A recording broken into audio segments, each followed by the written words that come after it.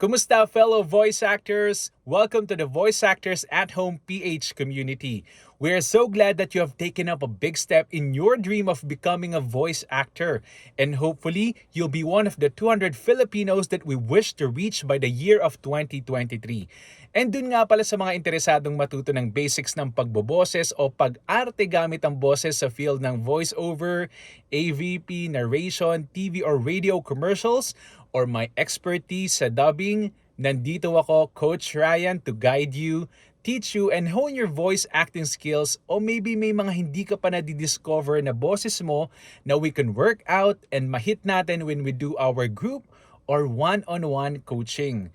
By the way, I've been in the business for 16 years and hopefully I can shed some light for those who want to venture more in this kind of craft and make it a living as well.